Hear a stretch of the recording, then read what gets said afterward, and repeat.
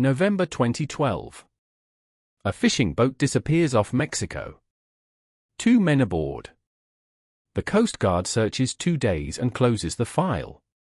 14 months later, one of them crawled ashore on the other side of the Pacific Ocean. Alvarenga had been working the Pacific out of a small village called Costa Azul for years, hauling sharks and marlin for a local boat owner. Serious deep water fishing. The kind where you go out before sunrise and come back after dark, and you do it again the next day.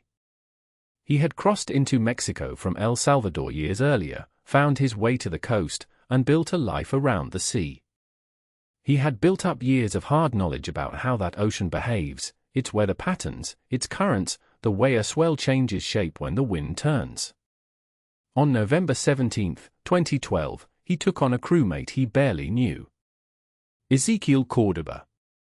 22 years old, inexperienced, a city background. A short trip, 2 days maximum, back before the weather changed. Standard margin, enough food for a week just in case. They caught fish for most of the first day. Then the storm hit. The Pacific doesn't give you warning. The swell rises, the sky drops, the wind shifts direction, and suddenly you are not on the ocean anymore, you are inside it. Alvarenga ran the engine hard for the coast. Then the engine flooded and stopped. 70 miles offshore. Current moving west. They radioed their employer, Willie Morales. He sent boats. He called the Coast Guard.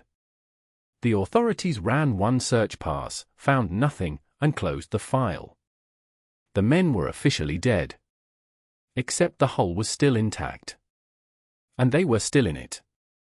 The thing I keep coming back to at this point in the story, before anything terrible has even happened yet, is that the ocean already made its decision.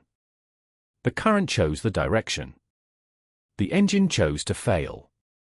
Alvarenga had roughly zero input into any of this. He had done his job correctly and found himself drifting toward Japan anyway. There's something almost administrative about the indifference of it. The sea didn't want to kill him. It simply didn't care one way or the other. That distinction matters more than it might seem, because it means nothing he could have done would have changed the outcome. And yet what he did next changed everything. The first week, chaos. They tried paddling. They tried flagging ships, 3 came close enough that Alvarenga screamed himself raw. All 3 passed without stopping. You have to sit with that for a moment. 3 ships. 3 times the world was close enough to save him. 3 times it didn't. They drank rainwater caught in their clothes. When it didn't rain, Alvarenga caught sea turtles and drank the blood. He says it tasted like life. That detail, that specific word, life, is one that I think is almost impossible to understand from where most of us sit, and also completely honest. Ezequiel Cordoba did not have Alvarenga's ocean knowledge or his physical hardness. He started to come apart in the 2nd month. Refused raw fish, withdrew, stopped engaging. Alvarenga kept catching food, kept coaxing him to eat, kept pulling him back. Did it again the next day. And the day after. In what was probably January 2013, roughly 4 months in, Ezequiel told him he couldn't go on. He stopped eating. Within days, he was dead. What Alvarenga did next is the thing that tends to break people when they hear it. He kept the body in the boat for several days before letting it go. Not madness. Not morbidity. The straightforward terror of being completely alone on open water with no land in sight in any direction. He needed time. He finally said goodbye. Then he was the only living person in that section of the Pacific. He lasted 10 more months alone. To manage the isolation, he invented companions, talked to God, talked to television characters he remembered, argued with people from his past out loud. He described these conversations as real. Not metaphorically real. Real in the sense that they kept him from the particular kind of despair that ends things. There's a word for this kind of psychological adaptation. Dissociation is part of it, but that makes it sound pathological. What Alvarenga built was more like a functional hallucination. He knew the people weren't there. He talked to them anyway, because the alternative was silence, and silence at sea over that duration is a different thing entirely from silence on land. On land, silence is the absence of sound. At sea, for that long, silence is the presence of nothing. No reference to your own existence. No echo. He found a way around that, and he found it himself, with no training and no warning he would ever need it. He stopped counting days at some point. The number had stopped meaning anything. This is actually one of the most psychologically interesting details in the whole story, the decision to stop measuring. Most survival psychology tells you to track time, maintain structure, keep a calendar.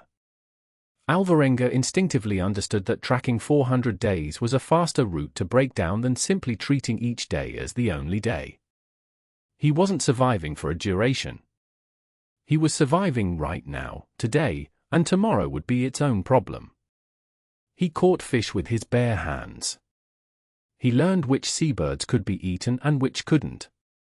He discovered that certain jellyfish were edible if you could get past what eating a jellyfish feels like. He tracked the sun to estimate position. He watched the color of the water for signs of shallow ground, which would mean land nearby. His beard grew to his chest.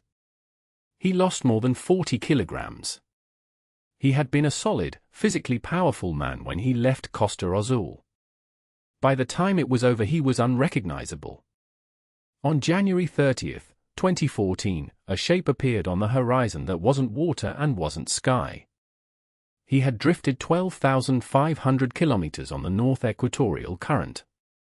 He came ashore on Ebon Atoll in the Marshall Islands, total land area under 5 square kilometers, population around 1,000 people, one of the most remote inhabited places on Earth. He crawled up the beach. Found 2 people outside a house. They gave him water. He wept.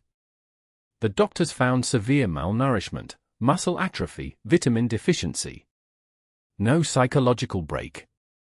No permanent cognitive damage. 438 days. 1 engine failure.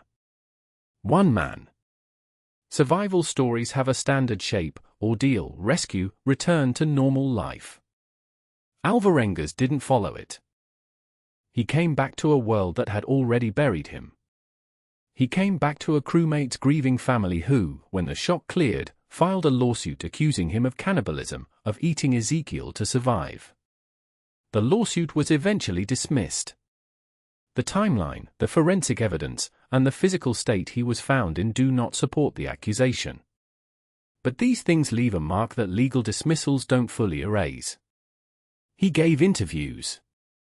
He worked with journalist Jonathan Franklin on a book, 438 Days, published in 2015, which is the most careful account we have of what actually happened out there.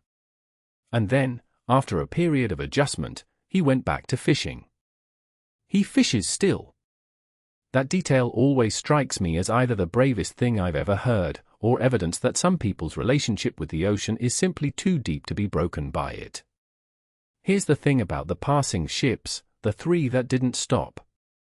Alvarenga has said those were the hardest moments of the entire ordeal. Not hunger. Not Ezekiel's death. Not the loneliness. The ships. Because a ship passing is the world making an active choice to continue without you. Whether it's inattention or distance or just bad luck, the result is the same: the world looked roughly in your direction and kept moving. Having to absorb that, and then choose to try again, is a specific kind of psychological work that most of us will never have to understand. He did it 3 times. And then he did everything else.